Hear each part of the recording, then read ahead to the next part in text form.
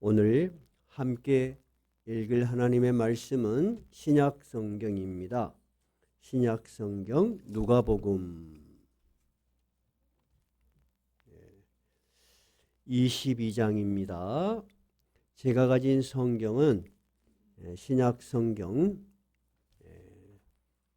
134쪽입니다. 134쪽 누가복음 22장 14절에서부터 20절까지 같이 읽도록 하겠습니다. 다 찾으셨어요? 함께 읽겠습니다. 때가 이름에 예수께서 사도들과 함께 앉으사 이르시되 내가 고난을 받기 전에 너희와 함께 이 유월절 먹기를 원하고 원하였노라. 내가 너희에게 이르노니 이 유월절이 하나님의 나라에서 이루기까지 다시 먹지 아니하리라 하시고 이에 잔을 받으사 감사하기도 하시고 이르시되 이것을 갖다가 너희끼리 나누라. 내가 너희에게 이르노니 내가 이제부터 하나님의 나라가 임할 때까지 포도나무에서 난 것을 다시 마시지 아니하리라 하시고 또 떡을 가져 감사하기도 하시고 떼어 그들에게 주시며 이르시되 이것은 너희를 위하여 주는 내 몸이라. 너희가 이를 행하여 나를 기념하라 하시고 저녁 먹은 후에 잔도 그와 같이 하여 이르시되 이 잔은 내 피로 세우는 새 언약이니 곧 너희를 위하여 붓는 것이라. 20절까지 같이 읽었습니다. 오늘 본문의 배경 14절에 때가 이르매라고 시작하고 있습니다. 이 때는 이스라엘의 최대 명절인 유월절을 의미하는 것입니다. 이 유월절은 당시 예수님 당시를 기준으로 1500년 전입니다. 1500년 전 이스라엘의 선조들이 애굽에서 노예의 생활을 하고 있었습니다. 그때 그들이 고통에 그리고 이 속박으로부터 벗어나기를 간절히 원했을 때 하나님이 누구를 지도자로 세우셨죠? 모세를 지도자로 세워서 그 애굽에서부터 이스라엘 백성 적어도 200만에서 많게는 300만 이상이 되는 그 수많은 이스라엘 백성들을 이끌어내었습니다. 그런데 그것은 불가능한 일입니다. 애굽은 당시 세계에서 가장 강한 강대국이었어요. 그들과 싸워서 또 그들을 설득해서 그들을 이겨서 이 많은 노예들이 탈출한다는 것은 불가능한 일이었습니다. 근데 눈에는 보이지 않지만은 모세를 지도자로 세워서 누가 하신 일입니까? 여호와 하나님께서 하신 일이라고 그들은 분명히 믿었고 또 여호와 하나님께서 이 유월절을 잊지 말고 기억하고 지켜라 했던 이 명절이 유월절입니다. 그러면 우리나라 기준으로 말하자면은 우리나라의 어떤 국경이라고 비슷할까요? 광복절하고 비슷하겠네요. 그러니까 이스라엘의 최대 명절이고 기쁜 날이에요. 그래서 이 잔치는 굉장히 즐거운 잔치입니다. 특히 이때 예수님의 제자들은 굉장히 가슴이 막 부풀어 있었습니다. 이유는 예루살렘에 예수님과 함께 그들이 입성을 할 때 예수님이 특별하게 그 해만 유월절 예루살렘에 들어오는데 나귀를 타고 들어오셨어요. 그럼 나귀는 누가 끌었겠어요? 제자들이 끌었겠죠. 들어오는데 이스라엘 사람들이 특히 이스라엘의 유대의 수도가 예루살렘이란 말입니다. 그 수도 예루살렘 사람들이 막 튀어나와서 예수가 온대, 예수가 온대. 그 예수에 대한 소문이 막 퍼지고 이가 성경에 말한 즉 구약 성경이 말한 다윗의 자손 메시아가 아니냐. 이제 우리를 로마의 속박에서부터 틀림없이 구원해 줄 그 사람이 틀림없다. 너도 그가 행한 놀라운 일들을 들었지 않냐. 사람들이 막 몰려들었어요. 그리고 막 소리를 쳤어요. 다윗의 자손이요. 그리고 종려나무를 막 흔들었어요. 그리고 어떤 사람은 자기 옷을 벗어서 예수님이 나귀를 타고 들어오는데 막 앞에다가 자기 옷을 깔았어요. 그 의식은 뭐냐면 큰 전쟁에서 이기고 돌아오면 개선 장군에게 또는 아주 존귀한 사람이 갈 때 사람들이 보여주는 존경의 표시고 환영의 표시였어요. 그 의식을 경험한 것이 일주일 정도밖에 안 됐어. 제자들은 어떤 마음이 들었겠어요? 야, 우리 예수님 따라서 3년이나 고생했는데 이제 예수님이 최고 높은 지위에 올라갈 것이다. 그러면 누구도 올라갈 것이다. 우리도 올라갈 것이다. 여러분 가슴이 얼마나 벅찼겠습니까? 그렇게 즐거운 분위기에서 예수님이 뜻밖의 그것과는 너무 상반되는 이야기를 하는 거예요. 그것이 22장 14절 15절 이야기예요. 그러면 오늘 읽은 14절 15절 한번 읽어봐요. 때가 이름에 예수께서 사도들과 함께 앉으사 뭐라고 하셨나요? 이르시되 내가 고난을 받기 전에 너희와 함께 이 유월절 먹기를 원하였노라. 예수님께서 앞으로 내가 고난을 당할 것이다. 그러면 내가 고난을 당하면 너희들을 다시 만나서 이 즐거운 유월절 만찬을 할 수 없을 것이다. 그러니까 이것이 마지막 만찬이야. 그래서 우리가 전에도 자주 등장하는 인물이고 그림이죠. 예수님의 제자들이 전부 최후의 만찬하는 그림은 크리스찬 집안에 가면 많이 있어요. 또 가게들에도 많이 있어요. 그것이 예수님이 이 지상에서 제자들과 먹은 마지막 유월절 만찬이에요. 그런데 예수님께서는 이 말씀을 하신 것이 어떤 의미였냐면은 자기에게 곧 죽음이 다가온다는 것을 아셨어요. 자기의 사명, 즉 십자가를 지고 이 세상에서 죽으실 것을 알고 계셨다는 거예요. 그런데 제자들은 알까요, 모를까요? 전혀 모르죠. 알 수도 없죠. 누구만 지금 알고 있는 거예요? 예수님만 알고 있는 거예요. 그러니까 예수님이 마지막 사랑을 담아서 그리고 영원히 기억될 수 있는 하나의 의식으로 마지막 말씀을 하시는 거예요. 그것이 오늘 우리가 드릴 성찬식이에요. 그래서 성찬은 보이는 말씀이라고 해요. 한번 해보실래요? 보이는 말씀. 우리가 의식하고 거행함으로 우리가 인간적으로 쉽게 경험하고 알 수 있게 하시는 말씀이에요. 근데 이스라엘 사람들은 밥을 뭘로 먹어요? 떡으로 먹죠. 영어 성경은 브레드, 빵인데 이 성경에는 떡으로 번역되어 있어요. 그들은 떡을 떼어서 큰 떡이에요. 우리처럼 탁탁 조그만 해가지고 한 입에 먹을 수 있는 게 아니고 큰 떡을 구워서 이렇게 서로 떼어서 먹을 수 있어요. 그래서 예수님께서 마지막 이 의식을 직접 거행하신 거예요. 자, 그러면은 성찬식의 최초의 시행은 누가 하셨나요? 예수님 자신이 하신 거예요. 자, 19절로 가봐요. 19절로 건너뛰어요. 19절 떡을 어떻게 하셨는가? 19절 시작. 또 떡을 가져 감사기도 하시고 떼어 그들에게 주시며 이르시되 이것은 너희를 위하여 주는 내 몸이라. 너희가 이를 행하여 나를 기념하라. 떡을 주시면서 제자들아, 우리가 늘 식사를 하지 않냐? 근데 내가 지금 주는 이 떡은 평범한 먹는 떡이 아니고 나의 몸을 주는 것이다. 누구를 위하여? 누구를 위해서요? 너희를 위하여 주는 내 몸이다. 그렇게 하셨어요. 그리고 20절 또 읽어볼까요? 저녁 먹은 후에 잔도 그와 같이 하여 이르시되. 잔은 그 안에 뭐이 들었을까요? 포도주예요.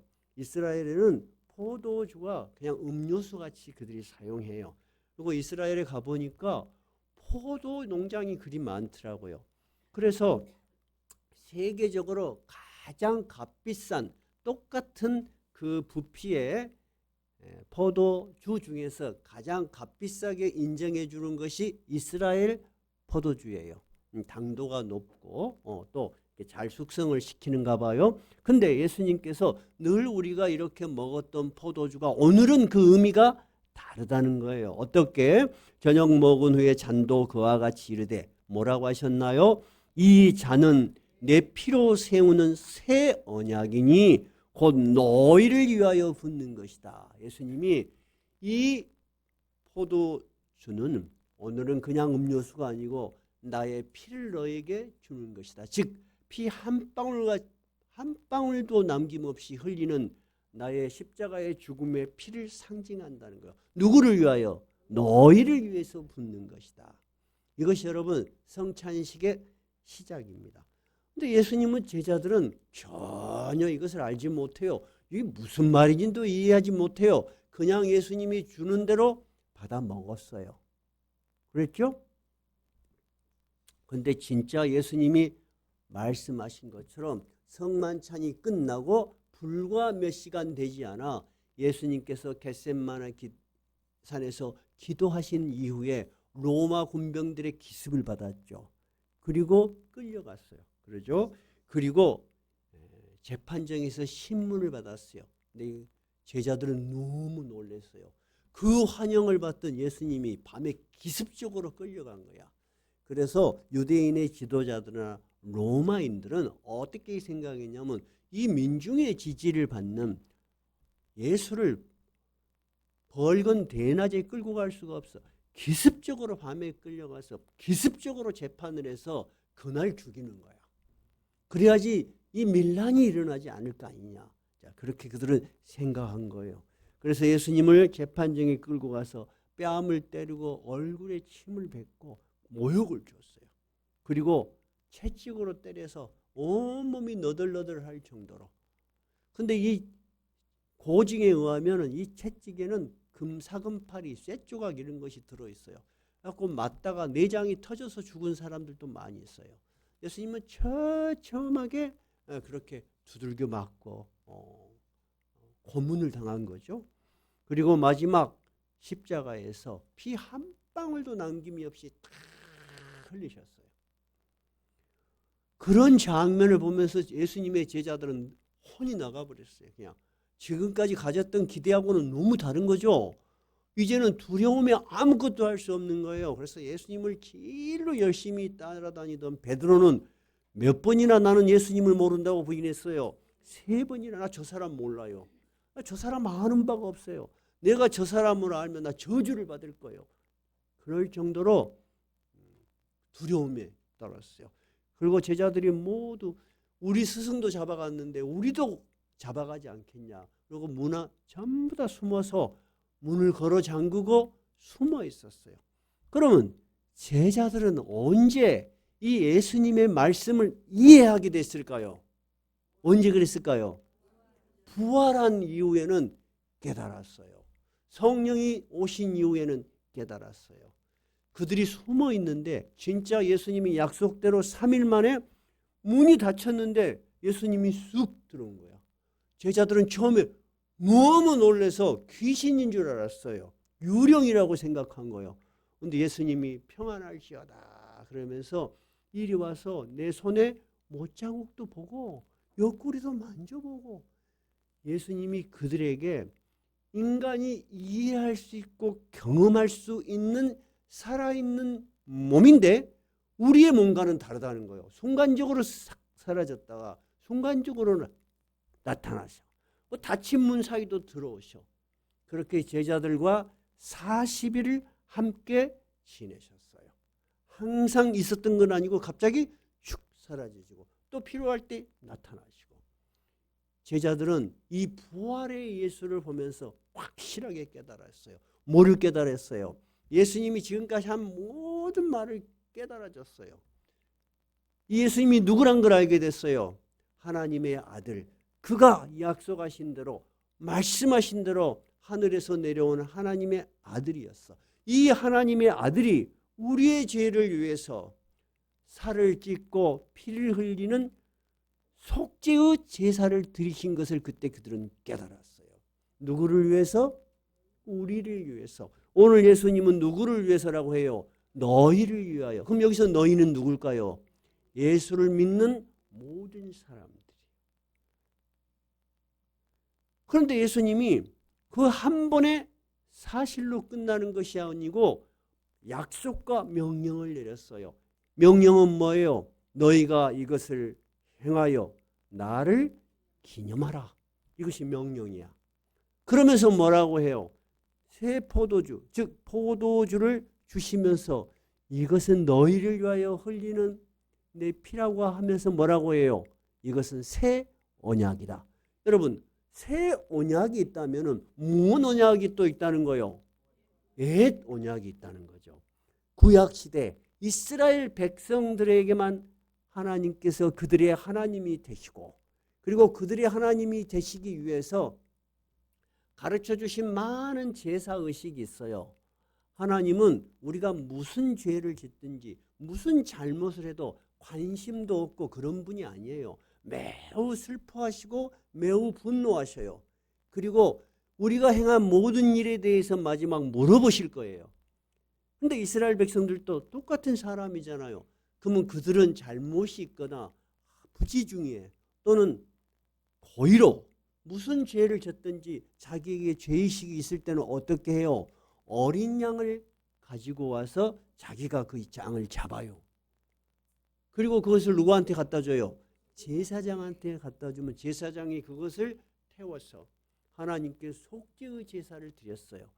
그것이 하나님이 옛 언약, 이스라엘 백성들에게 하신 언약이야. 근데 이번에는 하나님이 그러한 매번 우리가 잘못할 때마다 그런 제사의식이 아니고 하나님의 아들을 이 땅에 보내셔서 나를 대신해서 죽으신 거야. 그것을 믿는 너희에게 하나님께서 하나님의 자녀로 삼으시고 모든 죄를 용서하시는 거예요. 여러분, 얼마나 큰 은혜입니까? 그래서 요한복음은 뭐라고 되어 있어요? 1장에 예수 그리스도를 믿는 자에게 하나님의 자녀가 되는 권세를 주셨다. 여러분은 인간, 저를 기준으로 하면 인간 김재출이지요. 그러나 저는 또 누구예요? 하나님의 자녀야. 그래서 여러분이 기도할 때 하나님 아버지 그런 거야. 이 세상에서 모든 종류의 사랑이 있어요. 그죠? 모든 종류의 사랑이 있지만 가장 숭고한 사랑은 뭐예요? 부모가 자식을 사랑하는 사랑이 제일로 숭고한 사랑이에요. 그것은 하나님이 우리를 사랑하는 사랑하고 같아. 급이 같아. 근데 하나님의 사랑은 더 훨씬 높아. 그래서 그것을 아가페적인 사랑이라고 해요. 하나님이 우리를 사랑하는 사랑은 어떤 사랑이었다? 자기의 자식을, 하나님의 아들을 이 세상에 보내셔 우리를 위하여 죽게 하시면서 우리를 살리려는 하나님의 사랑이요. 여러분, 이러한 하나님 정말 믿어볼 만하지 않아요? 그분이 우리 하나님이 되신 것이 너무 좋지 않아요? 너무 좋아야 정상이에요. 근데 우리는 신앙을 잘못 이해를 해요. 우리가 하나님께 뭔가를 많이 해야지 그분이 만족해 하는 것으로 이해하는데 정말 그것은 순서가 잘못된 거예요. 우리의 믿음과 우리의 신앙은 우리가 무엇을 하는 것에 있는 것이 아니에요. 무엇을 믿는 거예요? 하나님이 우리를 위해서 베푸신 사랑을 믿고 받아들이고 감사하는 거예요. 그것이 여러분 신앙의 기본이에요. 정말 그런지 한번 찾아볼까요? 한번 찾아봅시다. 요한일서 신약 성경이에요. 4장 9절. 제가 가진 성경은 392쪽이에요. 392쪽.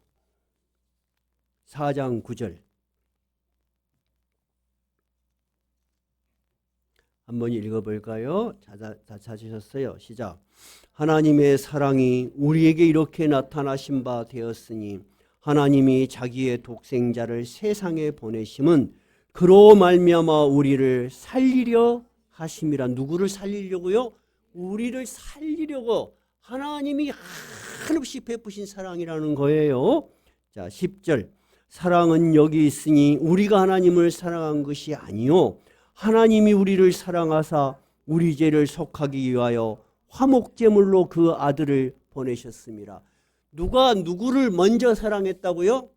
하나님이 우리를 먼저 사랑했어. 근데 우리는 신앙을 잘못 이해를 하면 내가 하나님을 먼저 사랑했고 내가 하나님한테 뭔가를 했고 내가 하나님을 위해서 뭔가를 베풀었고 내가 교회를 위해서 뭔가를 했던 것으로 우리의 신앙을 잘못 이해할 수 있는 거예요.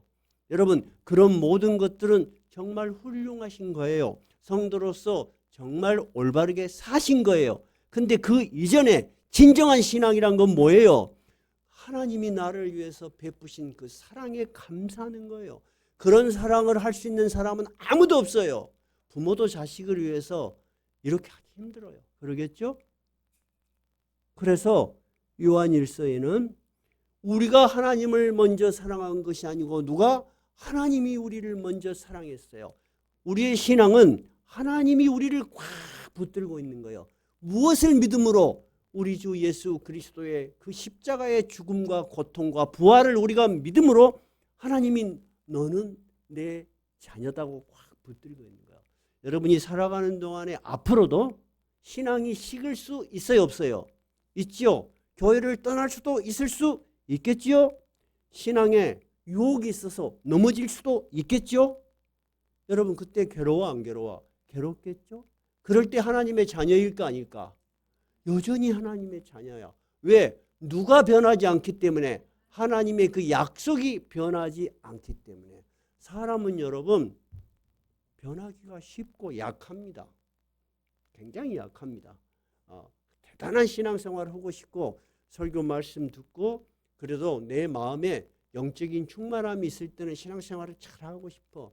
근데 세상에 나가자마자 가정에 시달려, 직장에 시달려, 먹고 살 것에 시달려, 자영업자들은 매일매일 매출에 시달려, 이런 세상의 많은 일들을 부딪히면 여러분 뜨거웠고 순수했던 신앙의 열정이 어때요? 나도 모르게 식어.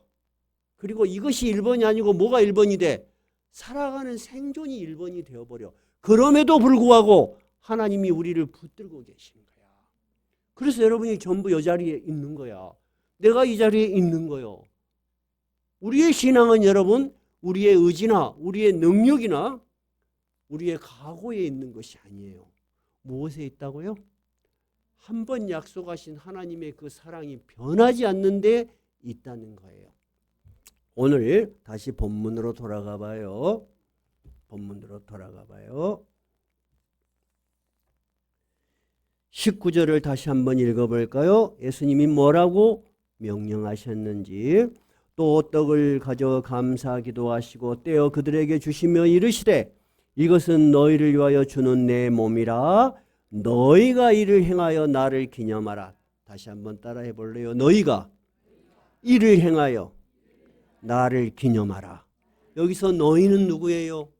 예수를 믿는 하나님의 자녀들아. 두 번째는 이를 행하여 나를 기념하라. 이렇게 읽으니까 좀 깊이가 조금 덜할 것 같아요. 이것을 영어 성경으로 이해하면 쉽습니다. 이를 행하라가 먼저 나옵니다. Do this. 그럼 이것을 행하라는 건 뭐예요? 성찬식을 거행하라는 거야. 그러면 초대교회 때부터 여러분 성찬식이 이런 식으로 거행됐을까요? 아니에요. 그들은 식사를 하면서 했어요. 근데 그들은 빵을 먹으면서 바로 할 수가 있는데 우리는 밥을 먹어야 되니까 숟가락을 나눠주면서 할 수가 없잖아요. 그리고 점점 성찬하고 식사, 예찬이 같이 합해졌는데 그것을 성만찬이라고 그래요. 이 만찬이 자꾸 문제가 되는 거야. 언젠가 자세히 이야기하겠지만 그래서 어느 시기부터 만찬은 빠지고 성찬식만 남게 된 거예요. 근데 방금 영어 성경 이해를 하면은 굉장히 이게 의미가 깊어요. Do this. 이것을 행하라. 우리 성찬식 하죠. 근데 우리는 습관적으로 성찬식을 해. 근데 예수님은 성찬식을 하는 의도를 그 뒤에 구절에 남겨놨어요. In remembrance of me. remember가 뭐예요? 기억하다죠. In remembrance of me. 나를 기억하면서. 여기서 나는 누구요? 예수님을 기억하면서 이것을 행하라는 거예요. 그러면 무엇을 우리는 예수님에 대해서 기억해야 될 것인가? 1번, 예수님의 죽음은 누구를 위한 거다? 나를 위한 것이다. 전부 다 따라해봐요. 손을 내봐요. 나를 위하여. 니를 위하여가 아니요. 나를 위하여. 나를 위하여. 여러분, 누군가가 나를 위하여 죽으셨어. 너무나 충격적인 일 아니에요? 충격적인 일이죠? 감사한 일 아니에요? 우리는 그 사실을 역사적 사실로 믿을 뿐만 아니라 2000년 동안 신앙의 근거로 믿는 거예요. 이해가 되셨어요? 그러니까 오늘 빵을 드시면서 나를 위하여 죽으신 예수님 정말 감사합니다 하고 먹는 거야. 근데 빵이 커 작아? 작아. 근데 처음에 오신 분들은 전도를 받아서 왔는데 해필이면 그날이 성찬식이었어. 그래갖고 지그들이 다 먹고 자기는 안 주는 거야. 그러니까 집에 가서 세상에 진짜로 짠 놈들이 예수 믿는 놈들이다. 그 떡이 그 빵이 그 작은 거 지그끼리 먹고 나는 안 주더라. 그랬어. 근데 그 사람은 왜 지금 드시면 안 돼? 빵의 의미, in remembrance of 예수를 몰라. 그래서 세례를 받으신 분들이 성찬에 참여하는 거야. 그러니까 민교는 오늘은 빵은 못 줘. 그 대신 저녁 이따 올라가서 큰 빵을 하나 줄 거야. 여러분, 예수 그리스도를 믿는 사람들이, 나의 신앙으로 받아들인 사람들에게 이 떡은 의미가 있겠죠. 두 번째, 우리가 기억해야 될 것은 뭐냐면 이 성찬은 과거의 역사적 사실이 지금까지 이어지고 있을 뿐만 아니라 앞으로 나의 미래와 굉장한 관계가 있다는 것이에요. 자, 우리는 언젠가 다 나이가 들어서 이 세상을 떠납니다. 우리 서학자 권사님이 또 요양에 관련된 일을 하지만 서학자 권사님 요양병원에 있으면 다 나이 드신 분만 오시는 건 아니죠. 젊은 사람도 오죠. 사람이 이 세상에서 병들고 사고나고 예측할 수 없는 일로 이 세상을 떠나요. 그죠? 근데 이상해요. 우리도 며칠 전에 우리 이제 동창들 이렇게 만났는데 이야기를 해보면 70이어도 60이어도 80이어도 이야기는 10살 때 20살 때 이야기를 해. 하나도 정신세계 속에서 안 늙었어. 그 말은 뭔 말이에요? 내일 죽는다는 생각을 아무도 안 해. 그리고 옛날에 죽었던 놈들만 이야기해. 가 죽어버렸어요. 그리고 지는 안 죽을 것처럼 이야기해. 참 신기해. 진짜로 사람은 살아있는 동안에 죽음을 실감하지 못해요. 근데 우리는 언젠가 반드시 죽을 거예요. 근데 죽을 때 이제 의사가 며칠밖에 못 삽니다고 선고를 받으면 이제 그때부터 죽음이 실감이 돼. 내가 노력해왔던 많은 것들, 남겨놨던 많은 것들, 애썼던 모든 것들이 다 물거품이 돼. 그래 안 그래요?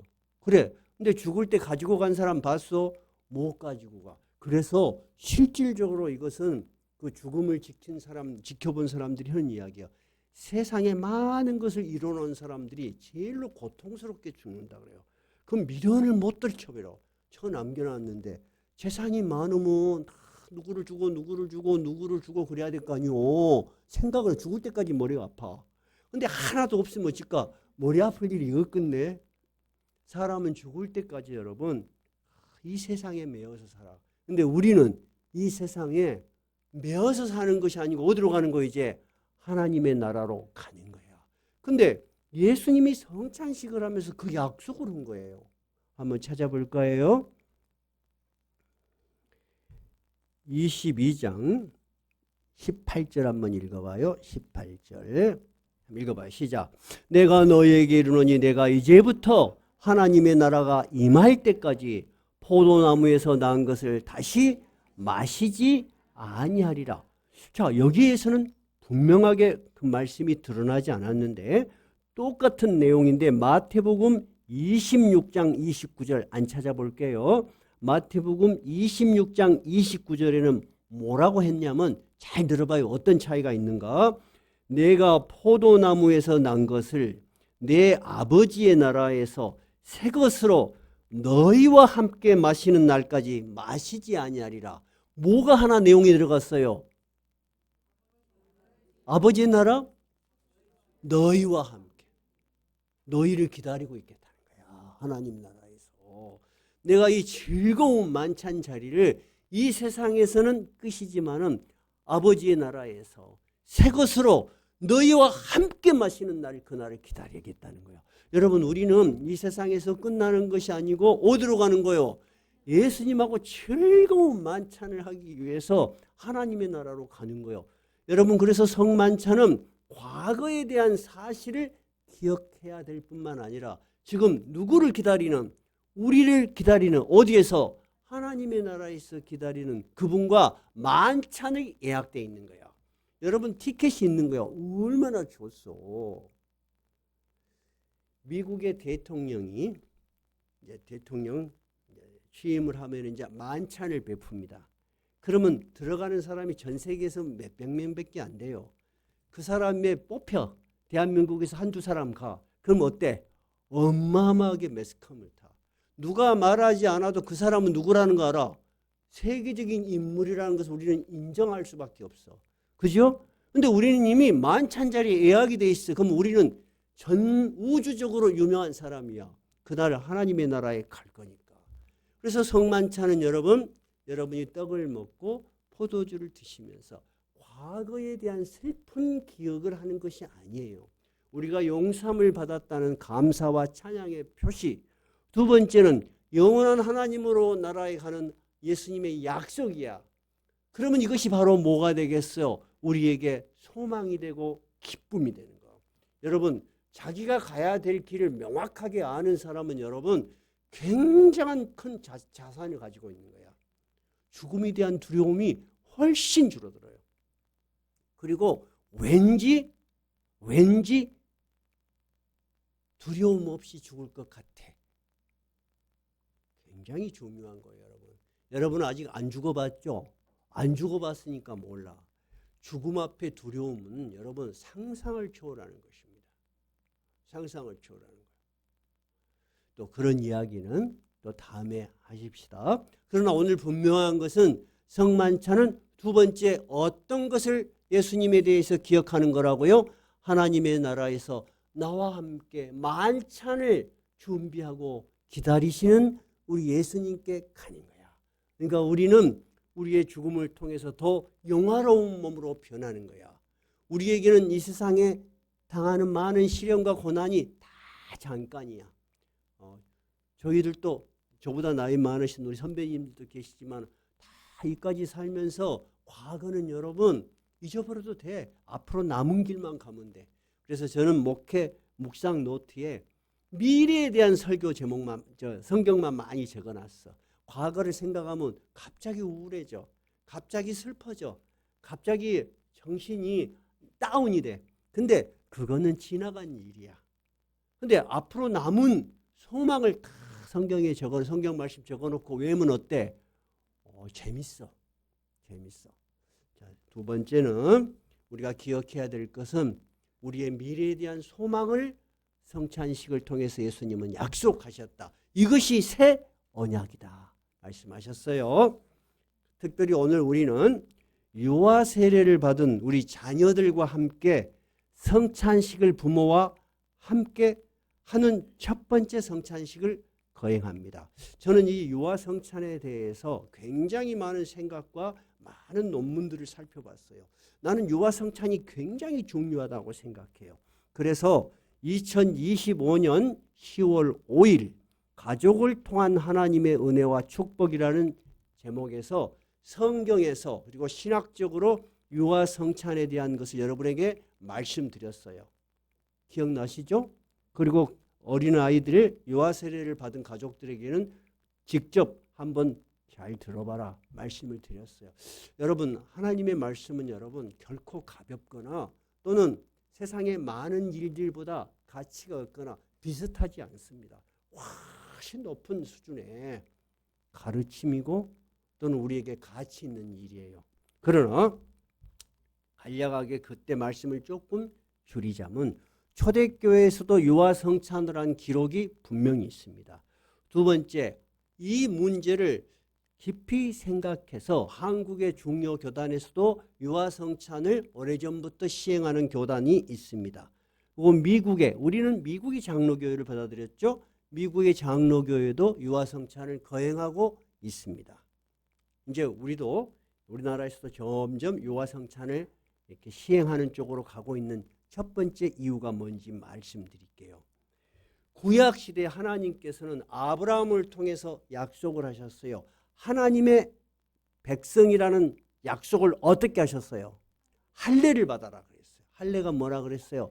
남자들 생식기, 지금 말하자면 포경수술이에요. 남자들 생식기의 끝을 딱 잘라. 살을 잘라. 그러면은 그 표가 영원히 없어지지 않겠죠? 영원히 없어지지 않는 의식을 너의 몸에 하여 잊혀지지 않는 하나님의 백성으로 약속을 했어. 그런데 하나님께서 신기하게 어른들만 해라는 게 아니고 그 당시 할례를 받은 어른의 자녀들이 아기를 낳으면 8일 만에 할례를 행해라 그랬어요. 여러분, 난지 8일 되는 어린아이가 이 의식을 이해할 능력이 있어요? 지적인 능력이 있어요? 없죠. 그런데도 하나님은 8일 만에 행하라. 그리고 이 할례를 행하는 사람들을 하나님의 자녀로 인치셨어요. 이해가 되셨죠?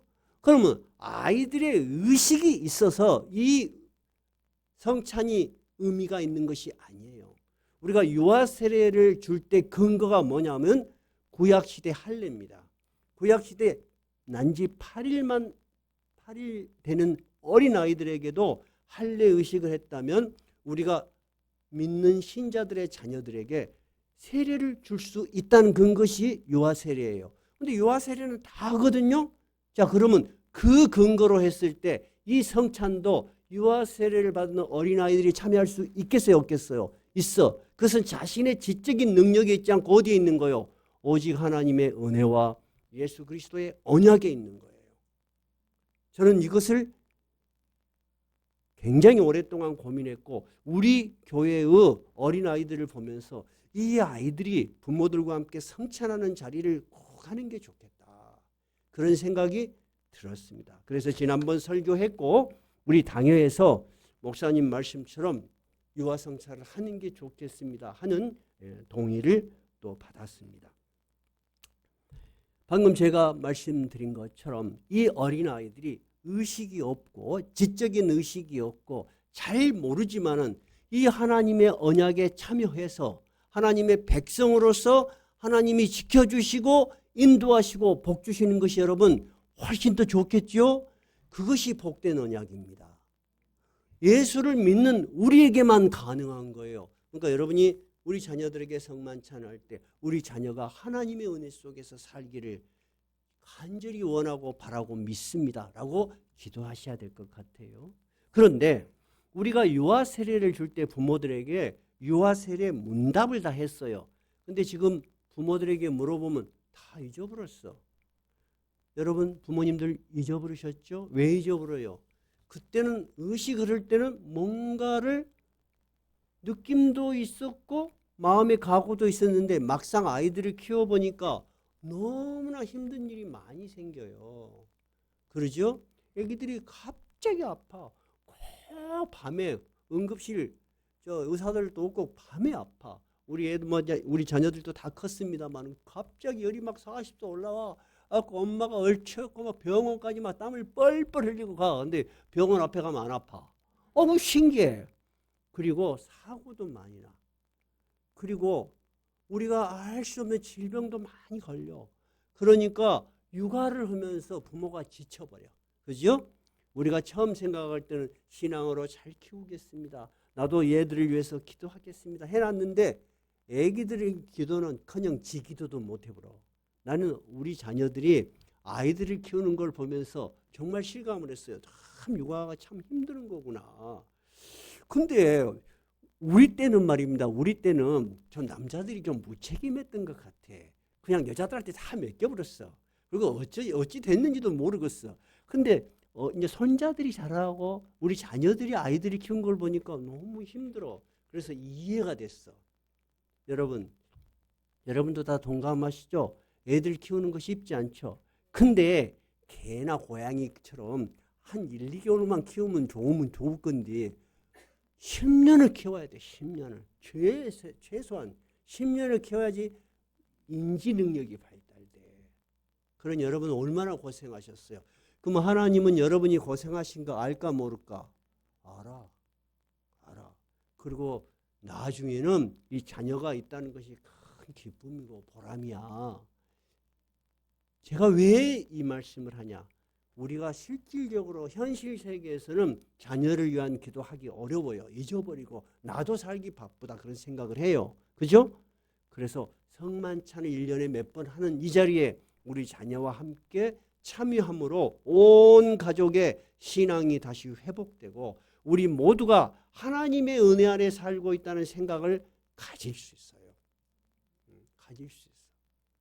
여러분 참으로 복된 거예요. 제가 갑자기 생각이 났는데 어제 저녁에 집사람하고 나오고 뭔 이야기를 하게 됐어요. 우리가 지금까지 살아오면서 뭔 일도 있었고 많은 일들이 있었겠죠. 근데 제가 이야기를 했어. 내가 제일 잘한 일은 자네하고 마지막까지 이렇게 같이 잘 살게 된 건데 자네 은혜네, 자네 덕이네. 우리 집사람이 또 뭐 그래요, 뭐 그랬겠죠. 근데 실제로 살아보면 너무나 힘든 일이 많았어요. 여기까지 오게 됐죠. 근데 우리의 중심에 하나님이 계셨고 신앙이 있었기 때문에 나는 가능하다고 생각해요. 그렇지 않았으면 얼마나 힘들었겠어요, 여러분. 제가 오늘 유아 성찬에 특별히 강조점을 좀 둡니다. 여러분들께서 유아 세례를 받을 때 어떤 약속을 했는가 상기시켜 드릴게요. 여러분 유아 세례를 받을 때 목사가 이렇게 질문했어요. 여러분은 이 아이가 예수 그리스도의 피로 씻음을 받고 성령으로 거듭나는 은혜가 필요한 것을 인정하십니까? 그러니까 예 그랬어. 그래서 우리 지금 유아 아이들이 굉장히 교회 오는 걸 좋아해. 난 너무 기뻐. 부모들보다 더 신앙이 좋은 것 같아. 토요일만 되면 내일은 주일이다. 저 4층에 있는 하나 애나도 교회 가자고 난리야. 얼마나 좋은 일이에요. 우리 하랑이도 처음에 교회 왔을 때 손을 잡고 얼마나 기도를 열심히 하는지 나 곧 목사가 될 줄 알았다니까. 찬송을 부르면 너무너무 은혜 스케를 불러. 어떨 때는 주의를 못 왔어요. 엄마 아빠가 뭔 일이 있어서. 근데 저한테 그래요. 할아버지 지난주 교회 안 나온 것이 후회돼요. 그래. 근데 요즘은 찬송도 짧은 걸 좋아하고 조금 좀 소홀해졌어. 신앙이 좀 떨어진 것까? 아니요. 그냥 인간이 원래 그래. 근데 여러분 가끔씩 와서라도 찬양 부르는 모습 보면 정말 우리 감동이 돼. 그들이 정신, 즉 이성의 세계로는 다 모르지만 뭐가 좋아한다는 거요? 영혼이 좋아한다는 거야. 영혼이 좋아한다는 거예요. 그래서 시편에 보면은 이렇게 돼 있어요. 내 영혼아 어찌하여 두려워하며 어찌하여 떨고 있느냐. 인간의 두려움은 근원은 영혼에 있는 거예요, 여러분. 그 시편에는 그렇게 있어요.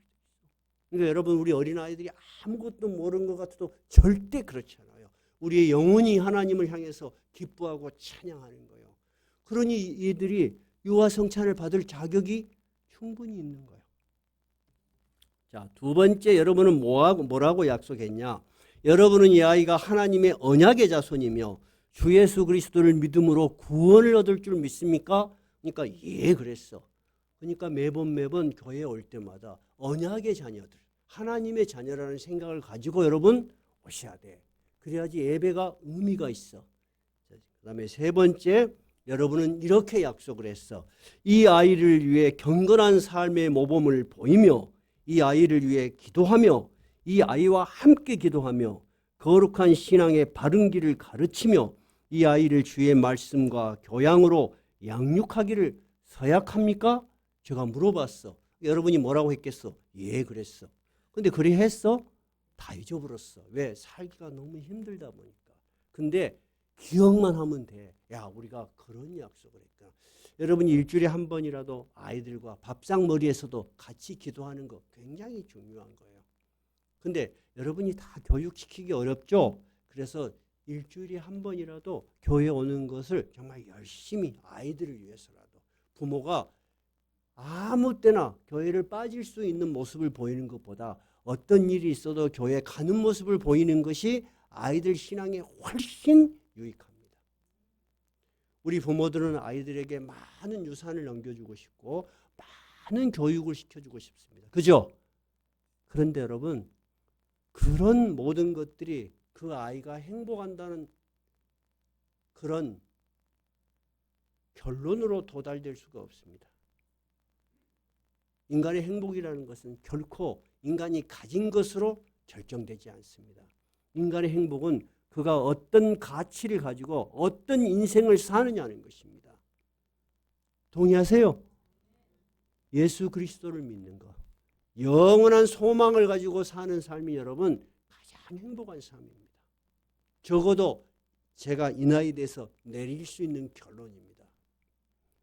오늘 우리가 그런 의미로 우리가 유아 성찬을 또 거행합니다.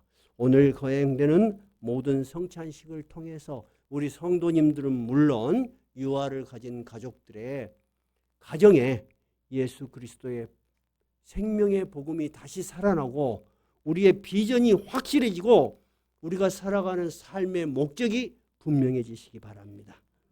찬송가 228장입니다.